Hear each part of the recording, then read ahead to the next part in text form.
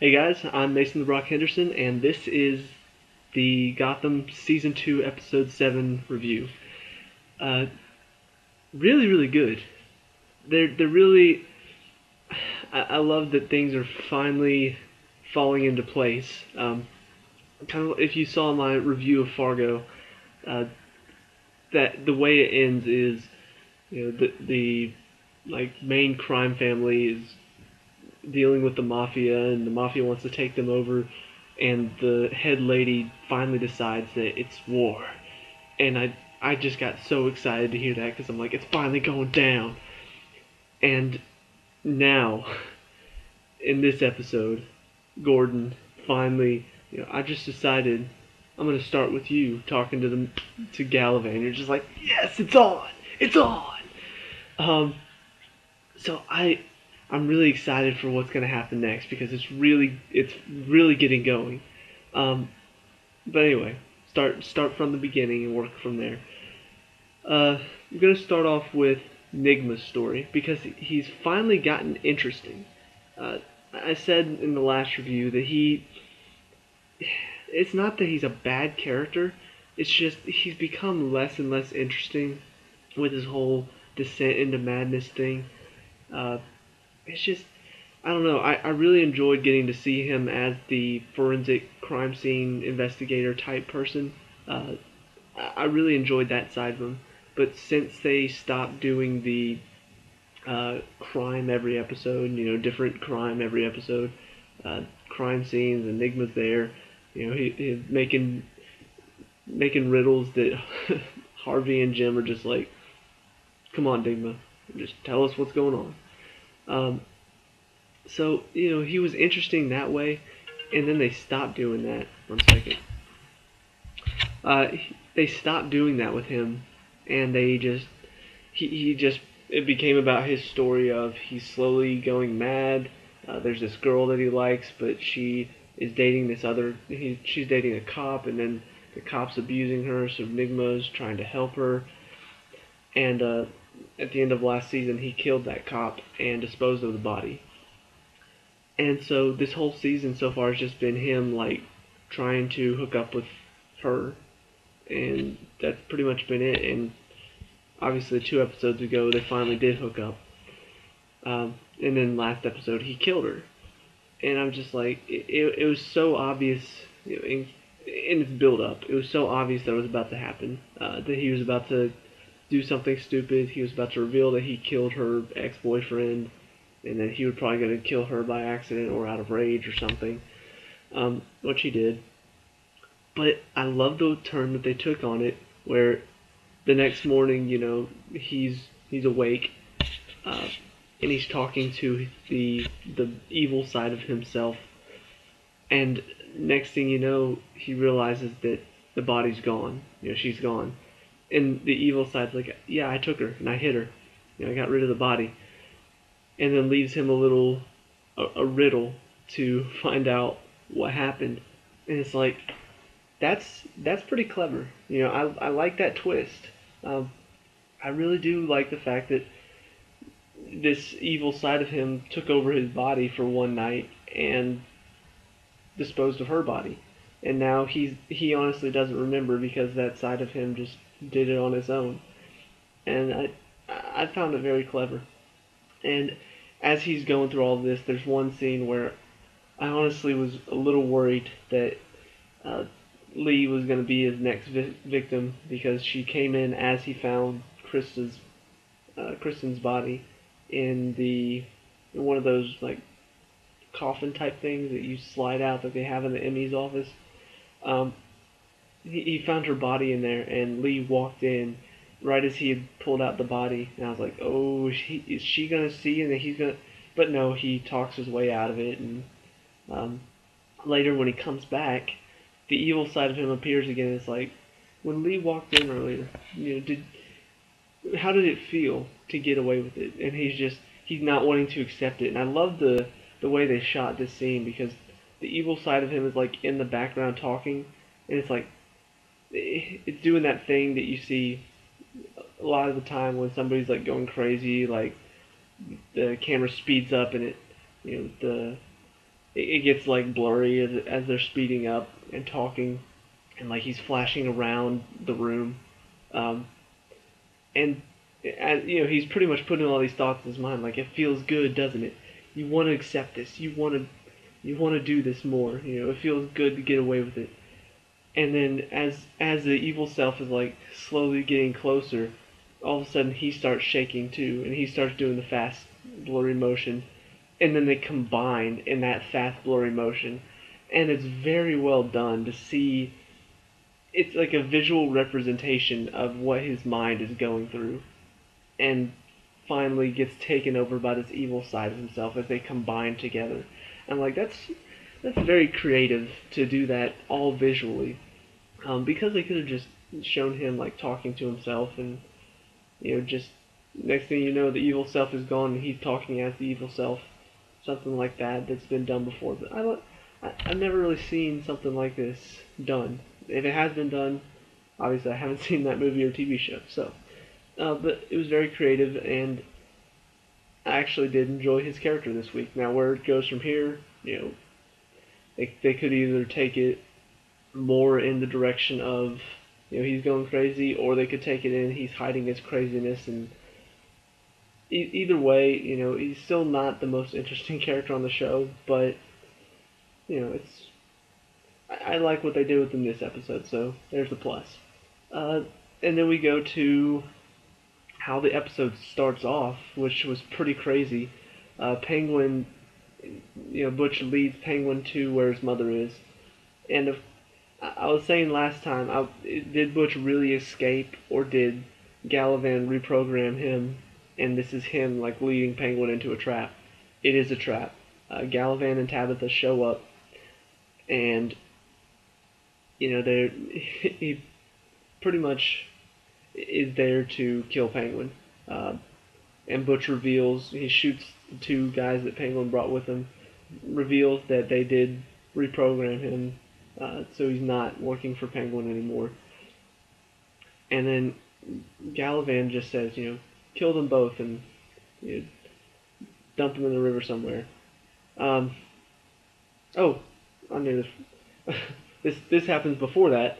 They let Penguin's mother comes out, and Gallivan's like, she has no more use to us, and so Penguin's like holding her, and it's like this really like touching music playing. I'm like, this doesn't like this. This sounds like something that would be playing before something horrible happens. And as I'm thinking that, all of a sudden you hear like this squishing sound, and the mother's face just like goes pale. And sure enough, she gets stabbed in the back and dies in Penguin's arms. So of course Penguin at this point is just furious, and like he's homicidal at this point. But that's when Gallivan says, kill him and dump both of their bodies in the river. And Penguin's like, you don't have the courage to do it yourself. And kind of brings the whole family thing, how his family has been at war with the Wayne family for a while. It brings that in, says, you're nothing but a coward. And so Gallivan gets out his gun. It's like, okay, fine, I'll do it myself. To which Penguin grabs the knife out of his mother's back and slashes the side of his throat. And then escapes. Because for some reason Tabitha is only a good shot, like, on the first try. Like it shows her, like, sniping this one guy later on in the show. And then, like, whenever it really matters, she always misses her target. So, just one of those cliche things that, if it's the good guy, you can't... If it's a character that's not supposed to die, all of a sudden this character who normally has great aim decides, I don't know how to shoot anymore, and misses several times. But anyway, Penguin escapes, gets his henchmen, and decides we're going to kill Gallivan. Meanwhile, Jim and Harvey are, trying to... Jim's, like, not really sure what's going on. He's hesitant to really go full force into this Penguin investigation because, yes, he agrees Penguin does need to be stopped for more than one reason on his end, because of the whole Penguin thing in the past. but he also feels like something else is in play, and what really confirms it is when Gallivant comes in with Harvey Dent, which it was nice to see him again without them, throwing it in our faces like it's Harvey Dent, it's Two-Face. He appears, because he's a lawyer and he wants, he's helping out Theo Gallivant because he knows political stuff. So it was nice to see him just kind of be there. So basically, Theo Gallivant says, well, I'm mayor, and in a state of crisis, the mayor's office gets more power. And that's what Harvey Dent was for, drawing up this document for it. And so his idea is to impose a curfew and start kicking down doors with the strike force to find Penguin. And this is when Jim really starts questioning, like, this doesn't seem right.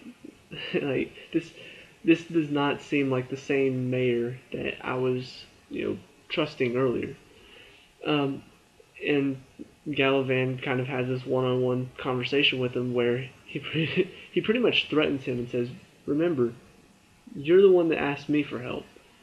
And then walks away giving him like the evil eye. And you're just like, see, this is why this guy is not very good at being a good guy, because he's so obviously evil that it's like, I'm surprised it took Jim this long to realize it. But anyway, so this is when Jim really starts questioning. He and Harvey find Butch talking with some people, and they have like a lot of firepower, and start questioning him as Victor Zsasz and Penguin's henchmen show up to take him out.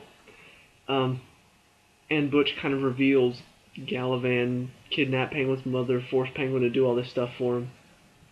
And before this, when they're staking out the place, Jim and Harvey, Jim's saying all this stuff to him, and once again, really, really frustrating to see Harvey's character has regressed back to season 1 Harvey of, you're just, there's no reason for this, this isn't real, whatever you're thinking, this is just you trying to piece it together, you're overthinking it. I want to see him, he grew by the end of the first season, like he was on board with Jim, he was really helping him out, and now he's back to the same old Harvey that thinks Jim's just paranoid, he's overthinking all of this stuff. Like, no, he's got a good point, and you need to listen to him. So they didn't really confirm whether or not Harvey was, convinced at the end of this episode. I'll get to what happens later, but even at the end of this episode, even at the end of this episode, like it's not like he's on board with Jim's idea yet. So I don't know. I want to see the Harvey that we had at the end of last season instead of going back to old Harvey. But anyway, so they question Butch. Victor Zsasz shows up. All of Butch's henchmen leave. And so they have a little bit of time to get information, which is when he reveals Gallivant's plan and everything he forced Penguin to do. And then Zsasz starts shooting up the place. You have a little bit of action. They're shooting up this pizza, or not pizza shop. Guy was delivering pizza at the beginning. That's why I got confused. But they start shooting up this place that Butcher's in, to which Jim and Harvey get these massive guns to just rip up the... It's really pointless when you think about it, just all of this gunfire, and nothing really happens, nobody dies. Just Victor says, okay, well, I guess that's a no, and then walks away. And nobody dies, nobody gets shot, it's just a lot of gunfire, and Jim and Harvey, you get an awesome shot of them, just... So, whatever works, I guess. But Butch, because they don't know about his hand, gets away. Which, I don't know how he, like, it's a bit of a cliche, and even Agents of S.H.I.E.L.D. did that this season so far, with the missing hand. So, that's kind of what sets the next part in motion, which is Gallivant has this like, I can't remember what type of party it was, but it's another party, and of course in Gotham we all know that means that if it's a party, something bad's gonna happen. Somebody's gonna get shot. A lot of people are gonna get shot. I really, really like Penguin's idea. He dresses up several people in penguin costumes, which it's it's 2 days after Halloween. Throw in a little bit of Halloween humor, dressing up as penguins. So it's they didn't really say anything about Halloween, but I really I like that idea of Halloween just happened, and then we're gonna have an episode where everybody dresses up as penguin for Halloween. But it really is a clever idea because they're shooting all these penguins, and none of them are the actual penguin. But so they shoot up the place. Tabitha starts sniping people for some reason. And Martinez, one of the guys on the strike force, sees her, finds her, and of course at this point you're like, well, adios, Martinez. And sure enough, he's doing something with his radio, and then she whips his foot. He's on his back, and because he's a great strike force team member, he's physically ready for a fight. One whip on his back, and he's completely motionless, like he can't move. And so she, steps in his throat with her heel, because as we all know, if a woman villain is wearing heels, she's always going to kill at least one guy with her heel, because that's just it's a known fact in the comic book, like, TV show world. If there is a woman villain and she has these really high heels, she's gonna kill somebody with them. Just wait, you'll see it. And this is the episode that we got it. So Martinez is now dead once again. Just like with the other, whoever it was that died during the whole Firefly incident, we don't know enough about these characters. It's a team of 4. And honestly, like, I know there's that one girl with the curly hair that's the other one, but I mean, that's about it. That's all I know. I don't really know this team. They didn't build them up at all, and so to see these 2 team members die is like, oh, they're dying. Okay. Like, this is supposed to be this ultimate team that's supposed to take on any bad guy, and they're dying like, I don't even know they're dying like flies if they around a fly paper or something. Like, it's almost like they're setting them up to die. The only reason that they brought them in the show is to die, so Jim can feel bad about cops dying. This team he's supposed to be in charge of, now it's added weight that, oh, I was supposed to be in charge of them and now they're dead. That's the only reason that they're there. I mean, honestly. And that is one of the weakest parts of this episode, is the fact that this guy dies and I don't even know him. I don't even care enough, because who is he? Oh, he's Martinez. Who's Martinez? Oh, he's on the strike force. Okay. So that's that. But the really, really, really good part of this episode is, obviously, as all these penguins are crashing the party, there's a firefight going on. A lot of people are dying, which makes me wonder how Gotham's population holds, because so many people die. But Jim is in charge of getting Galavan to his driver, and Penguin, because he's thinking ahead, gets a police radio from this cop that he killed, which they don't show how that happens. It's just dead cop and Penguin's got the radio. But he listens and hears that's what's going on, so he gets out to the car, kills the driver, and Jim gets in the way of killing Galavan. And they have this little back and forth. Penguin's just saying, he killed my mother, Jim. He killed her right in front of me, and Jim's like, I know.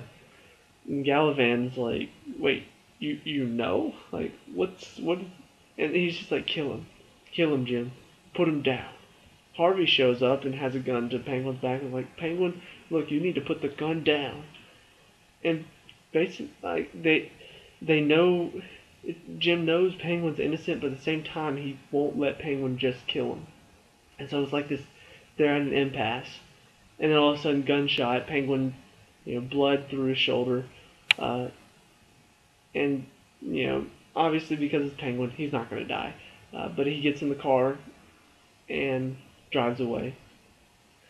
And that's the next scene is Gallivan giving a speech, and then Jim pretty much confronts Gallivan. Gallivan's like, "I'm disappointed in you, Jim. I thought you said you were going to do anything to take down the monsters in the city." Jim's like, "I am. I just decided that you're going to be the first one I take out." And I'm just like, yes. So that's... Let me just go ahead and put this out there too. Because I taped this, I'm not really in control of what the DVR does. I wish I was. But it cut off right in the middle. It was after Nigma had his turn to the dark side, and then he gets the buzzsaw ready, and there's like this jazz-like music playing. But it cuts off there, so I don't know if anything happened after that. So if it did, I don't know. So just throwing that out there. If you've come this far in the review and you're wondering why I'm not talking about something else that happened with Gordon or Penguin, that's why, because I unfortunately missed it. But the other interesting part of the story is Bruce, and frankly, it's probably the weakest story. You figure out, of course, because Gallivan is her uncle. Silver St. Cloud is obviously evil. And she's just manipulating Bruce for her uncle to get Bruce with him. Selina steps in, and for some reason Silver threatens her instead of acting like the Okay, let me try to explain the scene because it really confused me. Okay, Selina visits Bruce and tries to talk to him. Silver comes into the room and she's like, "Oh, hi, I'm Silver."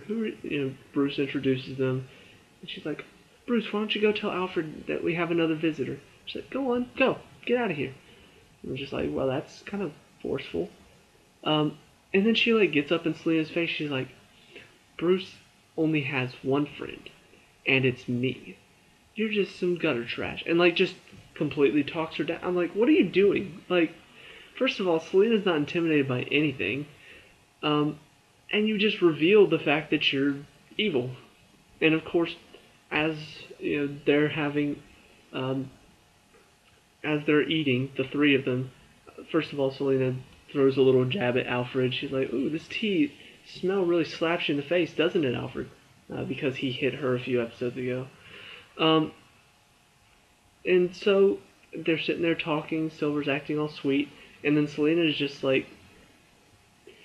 probably one of my favorite lines from her. She's like, "How long have you been a slut?" And I'm just like, holy crap! Selina she doesn't care. She's just like, "I ain't taking this." And of course, Silver, being the little actress that she is, starts crying and then runs out. And Bruce, being the naive idiot that he is, thinks Selina's just heartless and jealous and tells, I don't want to see you anymore. And then later, when Gallivan's giving a speech, Bruce visits Silver and is like, "Look, I'm sorry. I'm sorry about everything Selina said." She's like, "Well, I don't know if we can be together. Selina just doesn't seem to like me." He's like, "But I like you." And then she kisses him, and Selina sees it, and you're just like, okay, we all know where this is going. At least I think so. If they throw a little twist in it, that would be nice. But at this point, it's obvious that Selina's going to do her best to help Bruce. Bruce doesn't realize he needs help, so he's just going to completely ignore her help. But yeah, that's pretty much all that happens there. And that's about it for this episode. Like I said, really good episode. I really like what they did with Nigma. I like the fact that Gordon has figured all this stuff out about what happened with Penguin and Galavan. He realizes now Galavan's the bad guy, which means that's owned. Um, and just it's not really part of the main story, and that's part of what I like about it. Um, but Lee, like she comes to talk to Gordon and says, you left your keys at my place. And he's looking at it, he's like, what's this? And it's another key. She's like, oh, it's the key to my apartment. She's like, oh. And Harvey's like, I'll be in the car. And they don't make it a big deal. Like, they could have done one of those stupid things that every show does now, where it's like, when the two decide they're going to move in together, or, the key to the apartment's this big deal. But it's just a moment. It's just a moment of Jim already stays there enough anyway. And it's just a moment of, it's a little bit of humor because she says, I like whenever you squirm. He's like, I wasn't squirming. You were squirming a little. And it's just a funny moment, and it's also, they're moving forward in the relationship, and that's all you need to know. It's not an argument. It's not the cliche fighting about it. And it doesn't play in, I thought it was going to at first. When Harvey and Jim are staking out Butch's store, he's like, what's on your mind? And I'm like, oh God, is he thinking about moving in and all of this? Is it going to? He's like, no, he's thinking about Galavan. I'm like, thank God. So it was just a single isolated moment. Nothing else really happens between them. It's just, that's how their relationship's going right now. It's going good, and that's all we need to know. Which makes me worry because I feel like Lee's probably going to get killed off now. But anyway, it's just my random thoughts of how things can go wrong. So that's pretty much it for this episode, though. Really, really well done. Good story. I like how they're going forward with the story. The acting, once again, is incredible. And it's interesting to see Penguin's just complete, like, the way that he completely turns his attitude in the beginning of the episode when he finds his mother. He's like, I'm gonna kill you, and then Butch kills off the two guys. He's like, I've been reprogrammed, and then all of a sudden he's like, please don't kill me, and he's just like this weak little person again. And so I love how his character can be this tough guy, this, I'm not gonna take any crap. I run this show. But when he gets into some serious trouble where he could possibly die, he just becomes this like sniveling little, beggar of, don't kill me, please. But like I said, the acting's great, the story's great, and I'm excited to see where this is going. It's definitely much better than the first season, and I love that Barbara is nowhere to be seen right now. So even though that I love what they've done with her character as far as like the psychopath angle, she's still, for the most part of this season, is being flaunted as just this sex object, because she's making out with a girl, and now she's making out with Galavan, and now she's, that's the only real reason for her existence in the first season. It's just, as far as Jim, like, she's hardly ever involved with Jim. She's there because she's bisexual, and that, like, honestly, that's the only real thing that I got from the first season. That was the only thing about her story that was even partially interesting. So, I'm glad that they did give her a psychopath angle this season. Disappointed that they're still trying to make it all sexual instead of just make it a good show. You don't have to throw sex in our face.